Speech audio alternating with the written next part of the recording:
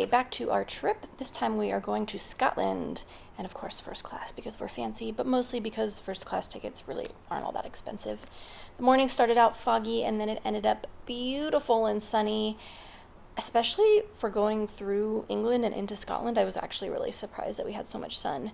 Then we had a nice little lunch, and James was being a jerk as usual, making me laugh. We got to our hotel and realized we had a view of the castle, of the Edinburgh castle, which was really cool. And our room was a lot bigger than it was in London. This was the neighborhood that our hotel was. And this street is actually the street that inspired J.K. Rowling to make Diagon Alley in Harry Potter, which a lot of this city inspired those books.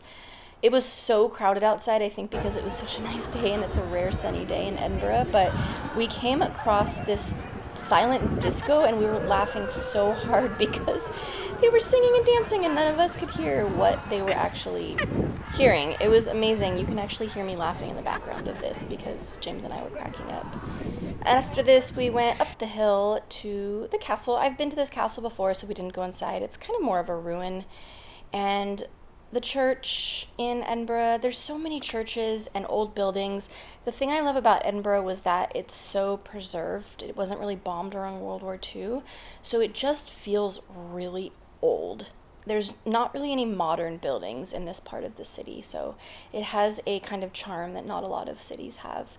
These were just inside some of the buildings and churches that we went into.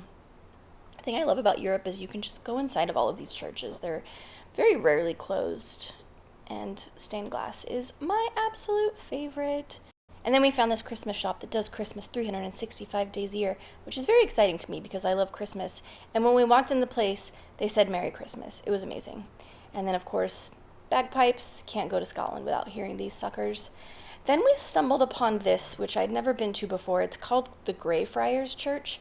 And Greyfriars Bobby was the dog that the groundskeeper owned. And when the groundskeeper died, the dog laid on his grave until the dog died. So they named him Greyfriars Bobby. And all those little sticks in front of his little monument are the sticks that people bring kind of as tribute to him as a dog. It was really cute. And because we were in a cemetery, I had to recreate a photo that I took when I was, 18 or 19. I think I did a pretty good job. This cemetery was absolutely beautiful. We saw the top end first when it was really sunny, but then we saw the bottom end, and this was so cool. And it really makes you kind of understand why J.K. Rowling was so inspired to write so much of Harry Potter here.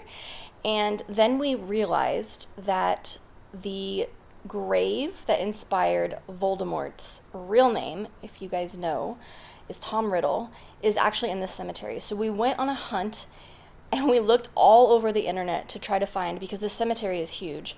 We finally found it. Dun, dun, dun, dun, Thomas Riddle. So that's where she got the name for Voldemort, him as a human. It started to get foggy, and so we went to dinner. This is Mother's India, which is my absolute favorite Indian food in the world. If you're ever in Edinburgh, I highly suggest it. By the time we got back to our flat, it was so foggy and starting to get kind of cold, which was nice. Had my tomato ketchup snack because tomato ketchup chips are my absolute favorite thing ever. And that was it for Edinburgh. Stay tuned for part 2.